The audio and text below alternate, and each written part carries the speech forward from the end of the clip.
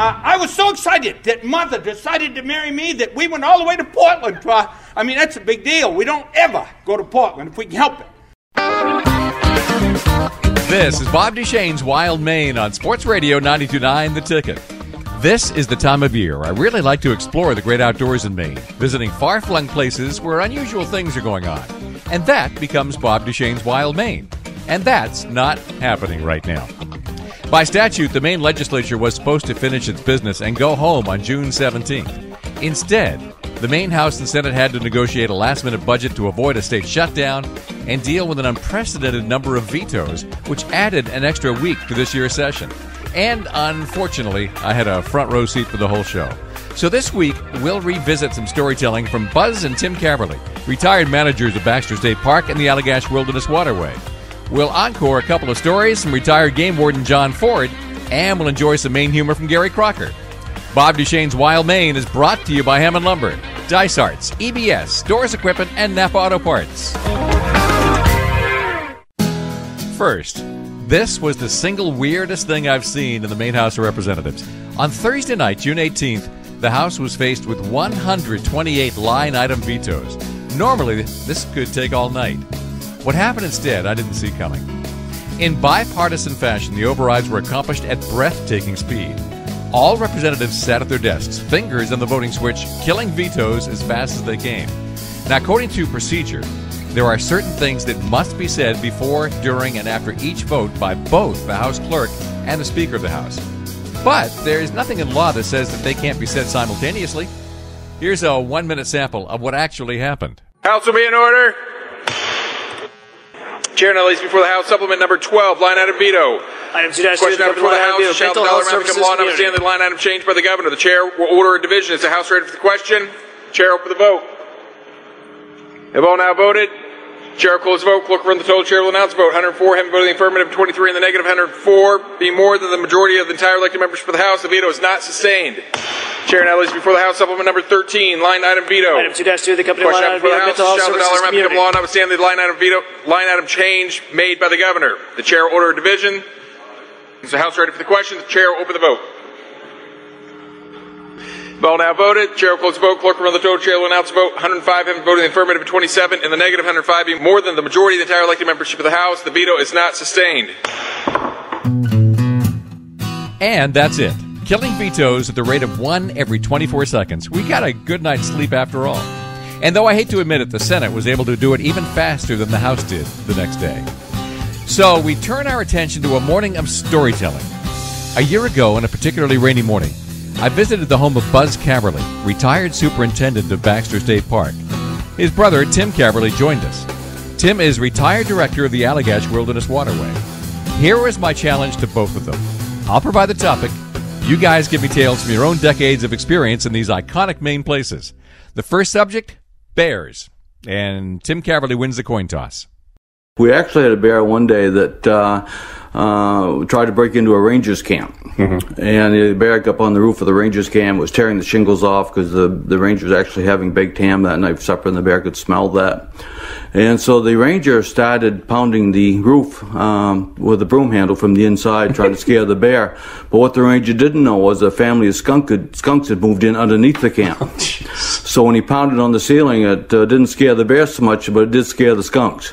And so this mother and father and about 4 babies all sprayed at the same time, filling the camp full of the odor of skunk. And that did scare the bear. That he came down off the roof, but also made him very upset. Mm-hmm. And the ranger had left the window open of his truck. And so the bear climbed in through the window of the truck and tore the seat out of the truck. And the ranger actually drove back, sitting on a 5-gallon plastic bucket, back to Bath, where the man called home. So you never know what you're going to experience in the woods. Was that in the fall, or was it in the spring? That was in the July. Yeah, so he's got to deal with a cabin that stinks to high heaven for the rest of summer. And every rainy day, you could smell him coming a half-mile away.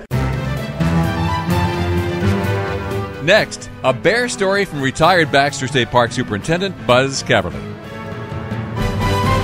Yeah, there was a bear that is early in the spring and back of over in the Center Mountain area, would be east of the South Field. And there was a young man there that decided he wanted to go hunting for moose antlers, which I dropped each winter, and heard that Center Mountain area was a good place to do that. Had gone in looking for antlers and was on the return trip back out when he sensed something behind him and looked around, and there was this yearling bear hobbling along behind him, and just a lobe, really. And this happened over a period of a mile. He would try to step up his speed a little bit to get away from the bear. That didn't work. Finally, he decided to take his shoe off and throw it at the bear, intimidating it, and he did that, and that didn't work. And to make a long story short, he ended up coming to a little bog with a floating island, and he went out to that island thinking the bear couldn't get there. Well, the bear kind of sniffed around the shore for a few minutes, then waded on out to the island. And when he got out there, he figured, the young fellow figured, well, I've heard in Alaska you're supposed to play dead. Mm-hmm. So he laid down and played dead, and at that point the bear started sniffing him from his feet. And when he got up around his head, he got a little nervous, and he screamed. And when he screamed, the bear jumped back into the bog, went ashore, and disappeared.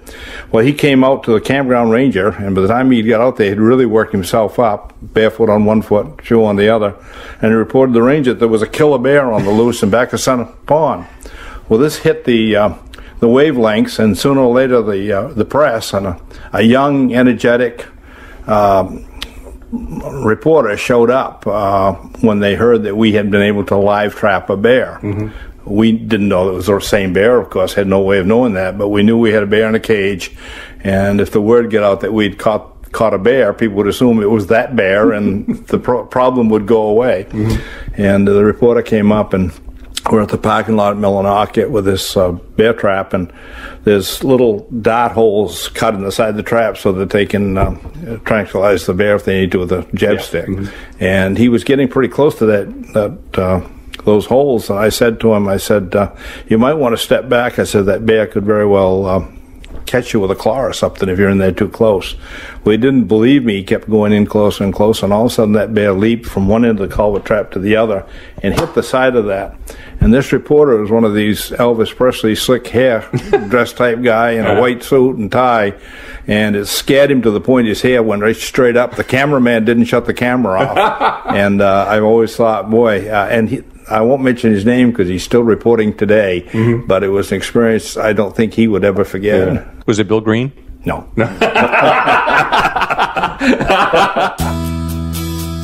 Today's episode of Bob Duchesne's Wild Maine reprises some outdoor storytelling from previous shows you might have missed.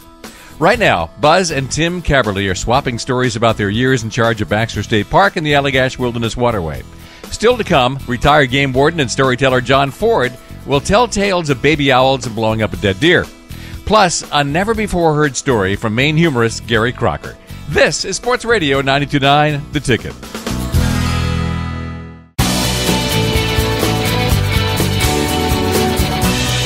This is Bob Duchesne's Wild Maine on Sports Radio 92.9 The Ticket. It's a storytelling morning with some old and some new tales.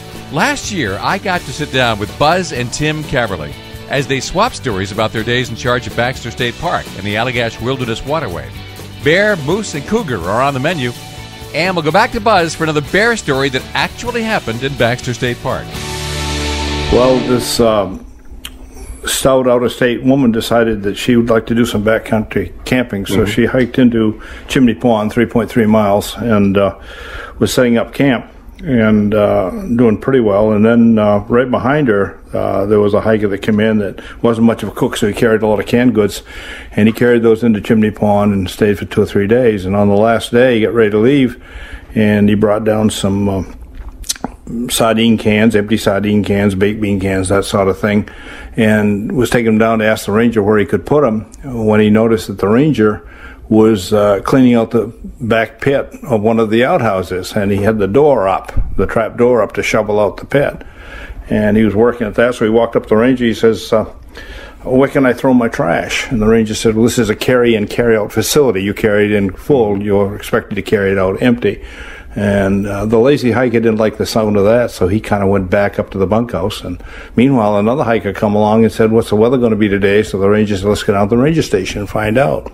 Well, he left the door there and the wheelbarrow and all of the materials, and he went to the ranger's camp to get a weather forecast. While he was there, the lazy hiker realized that he could probably go right into the outhouse, drop his rubbish down that outhouse hole, and he'd be home free of carrying a load out. So that's what he did.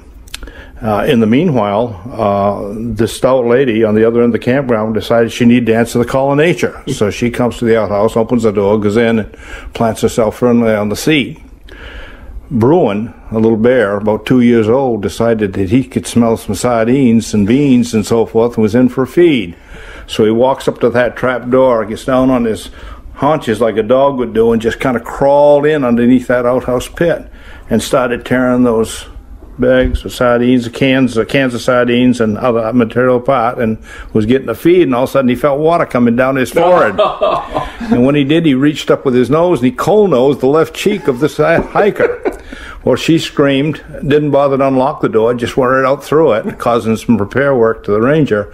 And last we knew, she was headed down the trail and out of state, and the bear was headed northbound. We don't know whether he went through customs or not. Pigs on the Allagash make for an interesting story. Tim Caverly.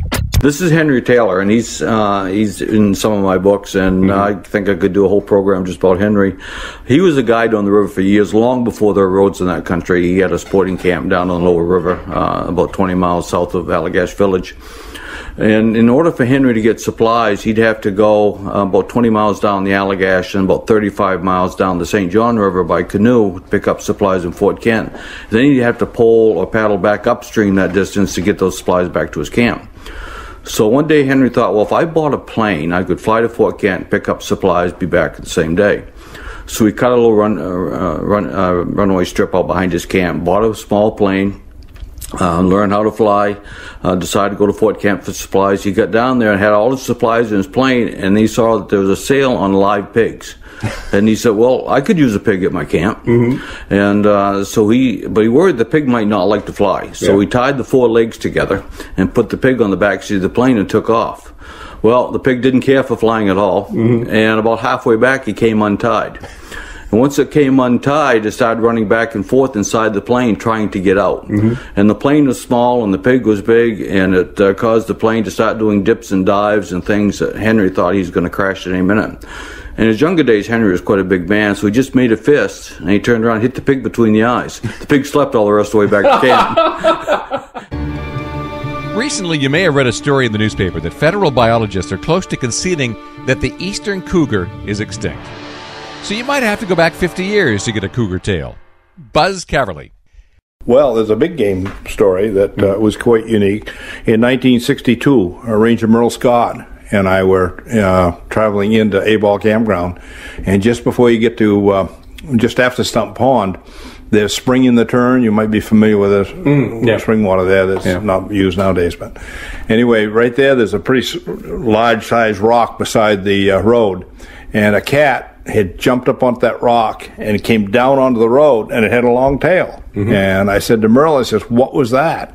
And he said, I don't know. I said, it's got a long tail, must be a mountain lion. So we carried that story back to the supervisor, and he indicated that there was a time when there was quite a few mountain lions in Canada that were traveling from eastern Canada to western Canada, and it wasn't unheard of that there would be one seen in Maine periodically. And we kind of had to accept that as probably the case, and so we don't know whether we had a mountain lion in Baxter Park or not, but it was a cat with a long tail, and what else can we say, right? Buzz and Tim Caverly are swapping cougar stories, and it's Tim's turn. We actually had caught one on film. Oh, did you? We were doing some work into the locomotives, jacking them up.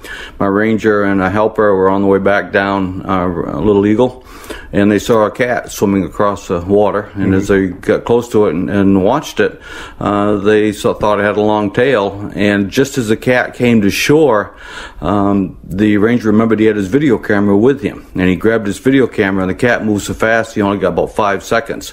But the ranger and his helper swore that it had the long tail of a mountain lion. We took that film down to the State Police Crime Lab, and they dissected it frame by frame, and we showed those pictures to 10 wildlife professionals. 5 said it had a long tail, 5 said it didn't. And as Buzz Caverly explains, it isn't necessarily the big critters that are the most dangerous. There's no end to the stories. There's the guy that wanted to trap a live chipmunk to take back to wherever he came from, and he set up a box trap with some bait in it, and I happened to walk through the campground. This was at Katahdin Stream, mid-'60s. I asked him what was up. He told me what he's doing. He'd always want to take a pet chipmunk home, and I told him that was inappropriate to remove the trap. Well, he did, and then a little bit later, a camper come by and said, that guy's got the trap set again. So I went over and spoke to him again, and we got it removed. And then I got a report that there was he had set up a trap in his car. He was sitting in his car. He'd left a window open, and he'd put some peanuts on the back seat. And he figured as soon as the chipmunk come into the car, he could get the window up, and he'd have it at least in the vehicle. Not a good idea. Yeah. He did. The chipmunk went into the window, went into the back seat, had the peanuts. He got the window up. And then, next thing I knew, he showed up at my office, and he has these little bites all over his forehead, and his cheek, and his neck. And he says to me, you've got to go over there and shoot that chipmunk, like I'm going to know which one did it, right? And send it to the laboratory, Jackson's lab, and make sure it hasn't got rabies. And I said, well, we can't do that. You were told not to do it. And I said, I'm not going to try to locate that with Chuck. And he said, how am I going to know whether I got rabies or not? And again, being young and sort of inexperienced in public relations, I said, wait 14 days. Buzz and Tim Caverly spent decades supervising Baxter State Park and the Allagash Wilderness Waterway. We're swapping stories about it this morning, some of which you may have heard in a show last year. We've still got some stories about dumb things people do in these wilder areas of Maine, and we'll get back to those two famous brothers in a moment. But up next, John Ford returns to the show with some true tales he shared with the crowd at the Eastern Maine Sportsman Show in 2014. This is Bob Duchesne's Wild Maine on Sports Radio 92.9, The Ticket.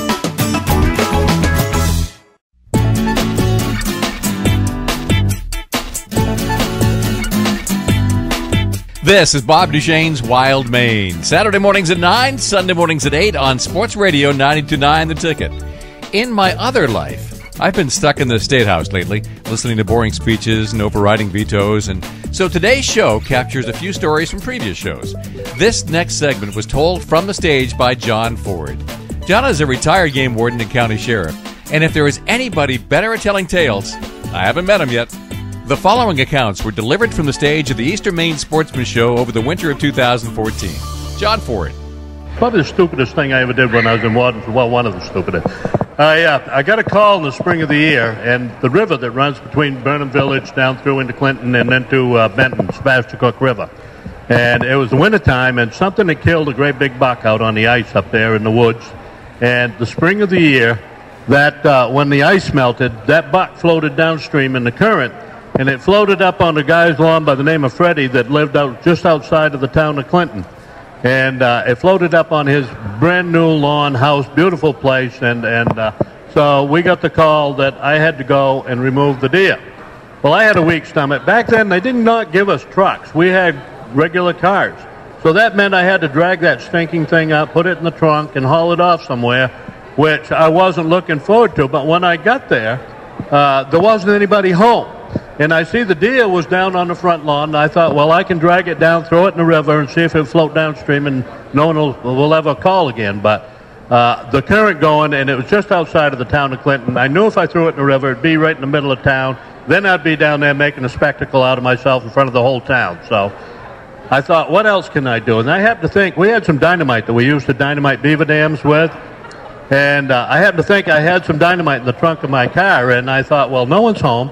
I'll tell you what I'll do. I'll take one stick of dynamite, and I'll go out, and I'll put a cap in that, and I'll throw that in that deer's chest cavity. I'll throw him back into the river, and when he gets away from the house, I'll detonate it, and that'll be the end of that problem. The fish will have something to eat. So I did. I ran up, and I got the dynamite, and I put the cap in it, and I took a great big gulp of air, and I shoved that in the wires in there, and I threw the deer back in the current. Rather go downstream like the damn thing was supposed to, got caught in an eddy, and they kept circling around in front of the guy's house. And there's no way I could jump in after it, because if I did, I'd been in Benton before that thing ever hit Clinton. So I had no choice but to blow it up. So I did. I hauled my usual charges, dynamite, and boom, I blew it up, and the sky was full of chunks of meat and raw, you name it. And rather than go down into the water where I planned on, it all went over Freddie's lawn, dropped right there in the middle of the lawn, just as Freddie drove into the dooryard. And he came around that corner that day, and I knew I was going to be assaulted, and I knew I was going to be fired. And look, he called me names that day that I'd never heard before, and some I'd never heard since. And I spent the rest of that afternoon with Freddie's wheelbarrow and rake cleaning up that old buck and hauling him off down the road. And I never heard from Freddie again in all my career. He never called, sent me a Christmas card or anything else, but he never called the office. So after I wrote that, I thought, Jesus, I wonder what the boss is going to think when he reads this. Russ Dyer, who happened to be chief warden in the later years, Russ called me up one day and he says, John, I got to tell you something. I read your book and I read about you dynamiting that deer. He says, I was so tickled to see that because I put 6 sticks of dynamite in a moose on Sebago Lake. And I know somewhere out there, there's still antlers hanging from the tree. So that made me feel better, you know, that at least we kind of thought along the same line. So, you know, it's those types of stories that I think that really made the career the great career it was. And I can tell you that we have so many of them that it's just unbelievable. And Mark's got some of his own. And one of them that I want to tell you about, where my mother was a wildlife rehabilitator, in the early 80s, I got a call from the Dixmont Corner Store. For any of you that are familiar with the area, you go down Route 9, right at the intersection of Route 9 and 7, there's a little country store, Dixmont Corner Store. It was the latter part of mid-March, and they called up and they said, look, John, a guy just fell a tree up in Newburgh, and when he did, 2 eggs fell out onto the ground. And this owl is dive bombing him. Apparently it's an owl's nest, so he scooped the eggs up and he's brought them to the store and wanted us to call you. And so they called up and wanted to know what they ought to do with the eggs. My first impression was to tell them to run to the back of the store, open the window, pitch them babies out into the woods because then nothing is ever going to happen. But people like to think they're doing great things for wildlife. So I said, look, do me a favor. Put the eggs in a box, wrap them in cotton, put them in a warm place. I'll be up tomorrow morning and pick them up. My intent was when I picked them up the next morning on my way back to Brooks at about 65 miles an hour, then we're going to go flying out the window. No one would ever know the difference.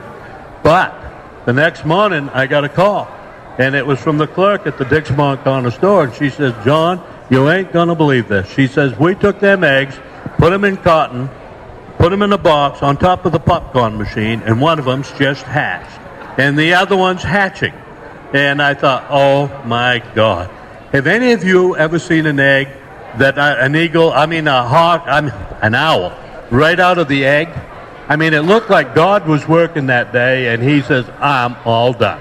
Little pink slimy things, no feathers, their eyes aren't open, they got rubbery like beaks, and their big feet, not a feather on them. And I looked at that and said, how could anybody possibly think that's a beautiful bird? And then I got to thinking, what am I going to do with them? So I'm going down Route 7, and I'm thinking, wow, I can't throw them out the window. So I went back home, and I made some hot water bottles, and I put them in a box. And I tried calling my mother to see what she would do if she had something like that, and she wasn't home. So I called a place called Bird's Acres down in towards Ellsworth, and they rehabilitate fowl, stuff like that. So I got the guy on the phone, and I said, look, I says, I've got a couple of baby owls just hatched out of the egg today on top of the popcorn machine at the Dixmont Corner Store. I says, what do they eat? And there was this long pause, and he says, sir, have you been drinking? And I said, no, I'm a game warden. Oh, he says, well, that explains it. So I had to go into the town of Brooks, and I put out the distress call in the neighborhood. I got great neighbors down there.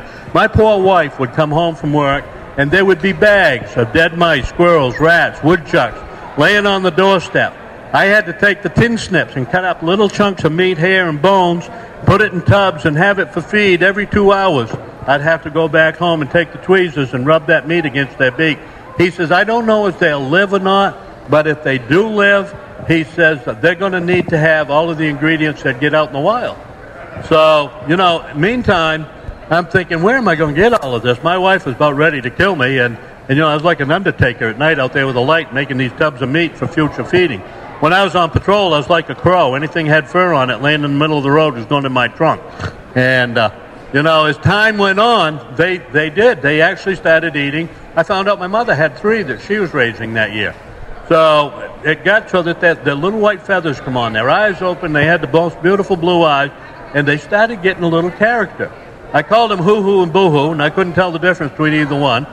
But one night was watching TV, and one of them come waddling across our rug floor, white rug floor, leaving a trail of you-know-what behind. Mrs. Ford said that's the end of that, so I had to put him down cellar. And I fixed up a perch down there, and they could look outside, and that's where they remained for the remaining summer. Now, as they grew, the feathers, the white feathers, disappeared into nice brown ones, and you know, they really was getting beautiful birds. And then I thought, well, I wonder how you teach them how to fly. I had visions getting on top of the woodpile and doing this, you know, hoping they'd pick it up. And but they learned how to fly on their own, and they began to eat more and more. I didn't know, but I was going to have to hire one of them Burnham poachers shoot me a deer or two to feed these damn things. But, you know, it ended up that they really grew, and they turned into a pair of the most beautiful birds I'd ever seen. And so when it come time to finally release them, I wanted to make sure that they could fend for themselves. So what I was doing, I would take great big chunks of gray squirrel meat, and I'd tie monofilament fish line onto the hair. And I'd throw that hair up at the back of my cellar, and I'd pull that along, and they'd be on their perch, and their heads would bob up and down, and they'd watch that as it slowly came towards them. And they learned that if they flew down onto the floor and just stood there, it was like Meals on Wheels. It would come to them. All they had to do was reach down and pick it up. So, you know, I thought, this isn't working out like I wanted. So I began throwing it up there, pulling it real quick, and they'd come off and they'd strike it with their talons. We'll leave the story right there. John Ford telling tales about baby owls and blowing up dead deer. This is Bob Duchesne's Wild Maine, and where else are you going to find radio like this? Up next, Gary Crocker takes the stage at the Augusta Civic Center. Now, two things are immediately clear. Either you don't know who Gary Crocker is and don't know why you should keep listening, or you do know who he is, and you know you're in for such a treat that you would sit there in the Walmart parking lot for the next few minutes just so you wouldn't miss a thing. Well, this is Bob Duchesne's Wild Maine on Sports Radio 92.9, The Ticket. This is Sports Radio 92.9 The Ticket with Bob Duchesne's Wild Maine. Today's show is about storytelling the Maine way. Gary Crocker has been bouncing around the state in several capacities for years. I got to know him over the last decade as an advocate for Maine's community college system. But he's also a Maine humorist. At the Maine Agricultural Trade Show last January, I dropped in at a big meeting of the Small Woodlot Owners Association of Maine just as Gary was about to take the stage. Now, since you never know what's going to come out of Gary's mouth, I hit record, and here's what happened. And I've been married 30 years. Tell you what, mister, my wife said it was 50. It's only 30. And I got to tell you, I got thinking, because my wife, 30 years ago, when we got married, I was pretty excited because I married over my head, just like you did, mister. So, in fact, I don't know a Maine man that didn't marry over his head personally, but I was so excited that mother decided to marry me that we went all the way to Portland. I mean, that's a big deal. We don't ever go to Portland if we can help it. And so we got down there, and the hotel was fully booked, and unfortunately the elevator was broken, and I had booked the bridal suite at the top of the hotel.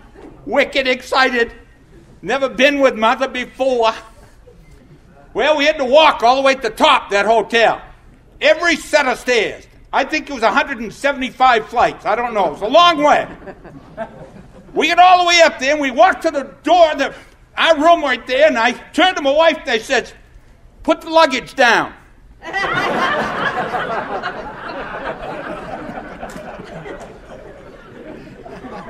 You don't believe that, do you? So she did. And I said, before we go in that room, I want to get something straight right here. I'm going to set some standards right now, and that's the way it's going to be. And I'm in charge, and, well, just do this for me, and we'll be all set. So I took my pants off. There was no one else there. Handed her my pants. I said, put them on. Well, she went ahead and pulled them up to her knees, and she let go, and they fell down. She said, can't wear them. I said, I know. That's my point. I'm wearing the pants, this family. Oh, you're going to love the rest of it.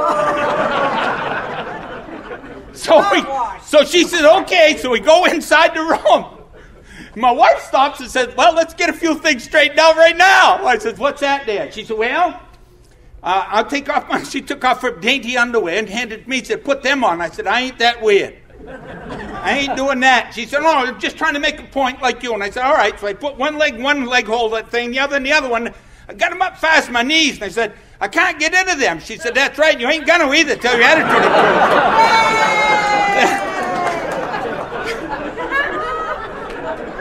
This woman right here is magic. Tell him. He knows. Believe me. Don't you? Yeah. There was only one right answer right there. I'm hoping we're going to see a picture pop up on this screen. And there it is. Now, I'm going to tell you the true story. First of all, I want to tell you right now, nobody got hurt. Not a scratch on the people in that car.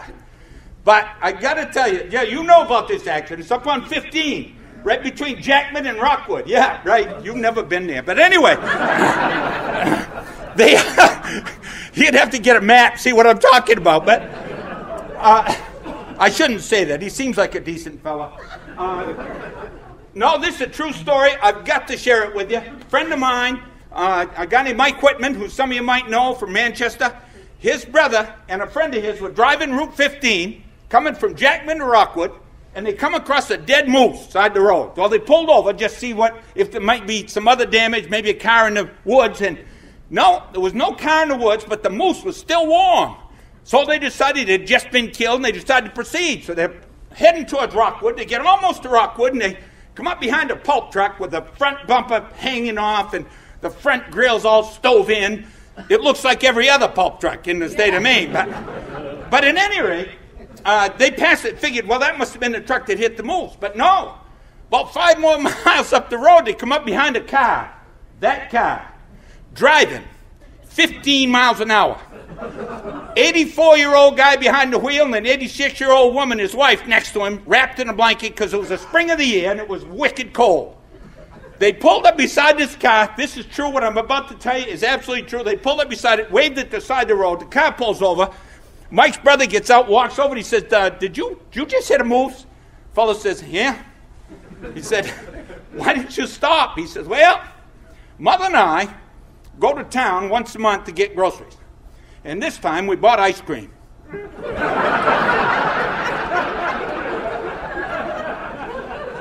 I swear that is a true story. So, because of a gallon of ice cream, he's driving that vehicle.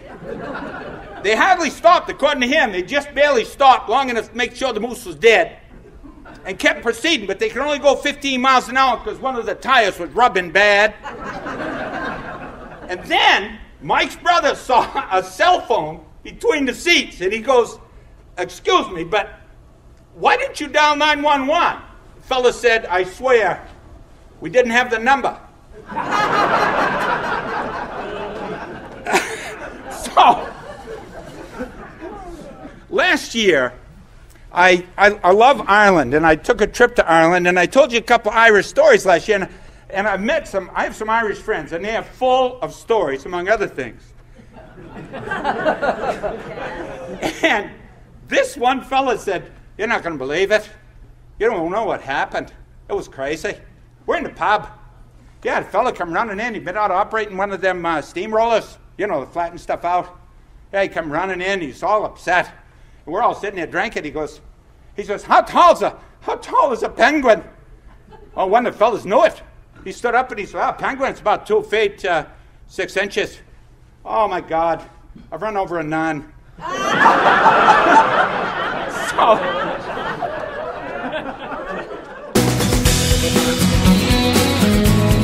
Gary Crocker on stage entertaining a crowd at the annual meeting of the Small Woodlot Owners Association of Maine back in January. Today's show features old and new stories told the Maine way. We opened up with a pair of famous brothers, Buzz and Tim Caverly, retired managers of Baxter and the Allagash, respectively. Earlier, they were telling tales about others. In a moment, they tell tales about each other. This is Bob Duchesne's Wild Maine on Sports Radio 92.9 The Ticket. Welcome back to Bob Duchesne's Wild Maine. We're storytelling this morning, bits and pieces of old shows, maybe some new stuff. Coming up, a moose call that was too successful. But even that isn't the dumbest thing you could do with a moose.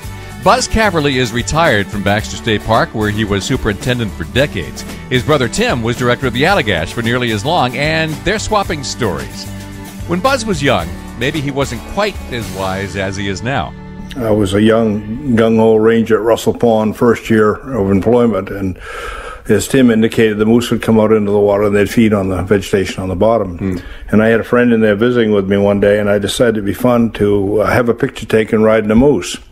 And so I said to Rodney Green, who was a young fellow that was camping there at the time, I said, "You paddle a canoe." And I said, I'll get in the front, and we'll paddle as long as his head's under. And when he lifts his head up, we'll stop paddling and we'll just drift and see if we can't get close enough so I can leap onto that animal's back.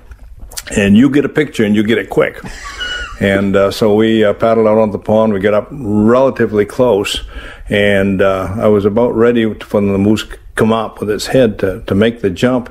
And then the thought occurred to me, what if I can't get off and he gets ashore with me? Or if I were to come off quick, because I either missed him or he threw me off, those hoofs are flying all over the place. Yeah. And so I said to Rod, second thought, back paddle. And we back paddled away and took a picture of the moose swimming ashore. In what world would that have made sense? It wouldn't have, but at that age, it seemed like a challenge. Tim Caverly's turn to tell a real-life tale of the Allagash. While animal stories are fun, it's people from away who offer up the best examples of what not to do. The person from away had planned to do the Allagash trip a whole year before they actually got up there. And they'd get on the waterway, and they knew the insects, black flies, no-see-ums, gnats, horse flies, deer flies were going to be pretty horrendous. And so they took precautions. And I'm canoeing up Long Lake, and I get to Long Lake Dam, and that's a side of an old logging dam, and you have to carry your gear around the dam. So I'm carrying my gear around the dam, and there's a single woman standing on the campsite, and she's burping. All the time I walk by her, she's burping. And extensively. And I finally say, I talk to her and say, there's obviously something wrong and I can get you help. Is there, what you got going on? And she said, well, I knew there'd be a lot of black flies up here, and so I read in a survival book that if you took a packet of Fleischmann's dry yeast and put that in a cup of hot water and drank that, it'd cause a chemical reaction within your body which would keep the bugs away. Well, I don't know about the bugs, but it was keeping everybody else away. And she was so embarrassed, I finally just left her alone, and she assured me that she was okay, and then I saw her the next day, and she was fine. As my last challenge to the two brothers, tell a tale about each other. In the lightning round, Tim Caverly goes first this time. I guess the story that comes back to mind quite often, that I'm not sure I share with Buzz all that much, is that when I was when he went to Baxter Park as a ranger, he said, "Come on up, Tim, there's a mountain to climb, there's trout to catch." And I think within a week I was on the way to Baxter Park, where I spent most of my summers till I was old enough to get my own ranger's job. Well, at Katahdin Stream Campground, there was an old Jeep. And it didn't always run right, but I just got my license, and I was proud to sign up as a volunteer and be able to run that Jeep. And Buzz said, well, if you will clean the outhouses, then that you can use the Jeep to haul your material to the outhouses. I think those outhouses get cleaned about 12 times a day. and I'm at the furthest outhouse in the campground one day, and the Jeep won't start. And I figured the battery's dead. And there's some campers that came over and said, can we help? And I said, sure. And so they pushed me all over that campground trying to jumpstart that Jeep. Well, it didn't have a gas gauge, and so I took a piece of cedar kindling that we had to measure gas in the tank, and I stuck that down in there, and I found out that the Jeep was out of gas, so they pushed me all over the campground. And I'm not sure if Buzz ever knew that story or not. Tim was attending college down in Machias, and he had some time off coming to him, and he wanted to get a job, so he applied for the survey crew for the Allagash Waterway to go up and run the survey. And he'd been up there for about a week or 10 days, and he came down, been a long spell in the woods, living kind of rustically. He came down, and I said, how'd it go? And he says, pretty good. He said, but that fellow that they sent up there to work with me, he's the laziest man I ever met in my life. I says, how's that, Tim? And he said, well, every morning, he said, I have to stay in bed until 10 o'clock before he'll get up and build a fire.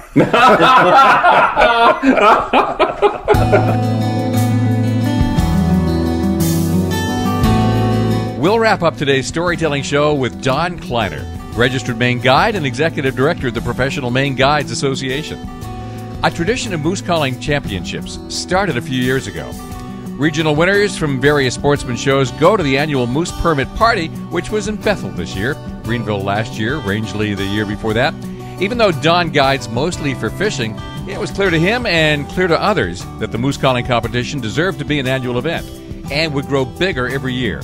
As so often happens when someone says the words, "Hey, you know what would be a good idea?" Don got stuck with a job. And now it really is a bigger event. Now listen carefully. Anybody can learn to call a moose. But it isn't always a great idea.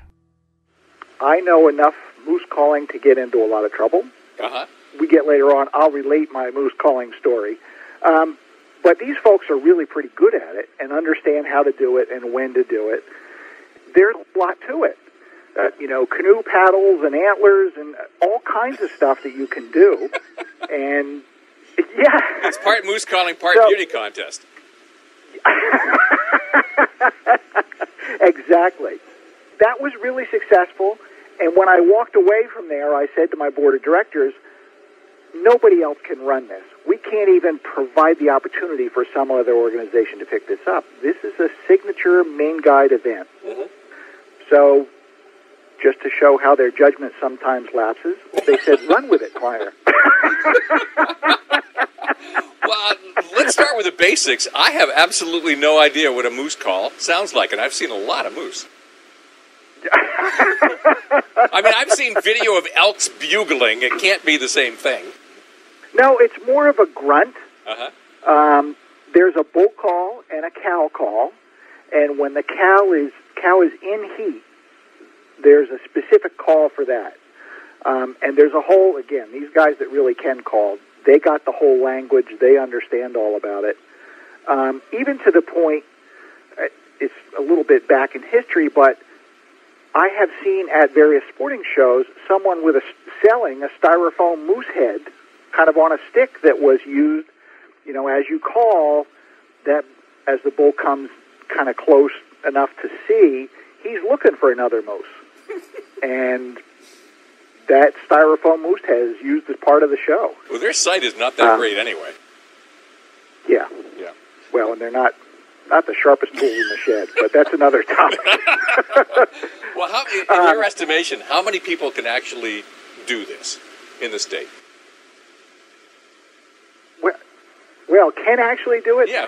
I mean, I can do it, which will get me to my story, but I'm not really very good at it. Of those that really understand what they're doing and have a good sense of how it's done, I would say there are several hundred. Oh, is that right? I would have thought that was a long-lost art, except for a very handful of very highly competent guides, and apparently there's an amateur class. Yeah, that would be me.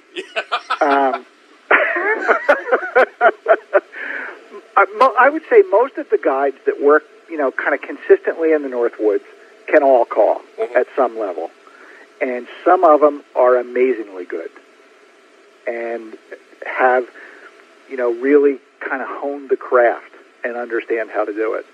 And before we get too far along, I should also give the disclaimer that before you even try to call a moose, you should have a really good exit plan.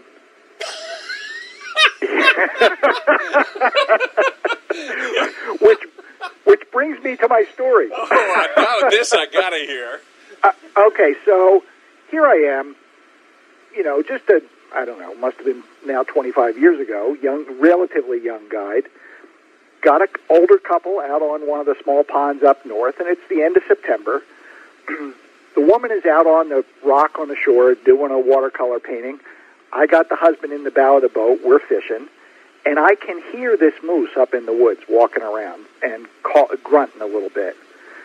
So, I didn't know anything. I said, well, I know how to call a moose. Let's see if we can get him down on the shore. So I gave a call, and here he came. Ears laid back, fire in his eyes. I don't know what I said, but it offended. Well, did you do the male call or the female call? Because he may have had two different motives. And I think I'd fear the second one more. I thought I had done a male grunt call, but who knows? So at any rate, this moose comes boiling right down to the shore of the pond and proceeds to get in the water and swim towards the canoe. At which point I thought, this is really not a good idea. I've made a mistake here.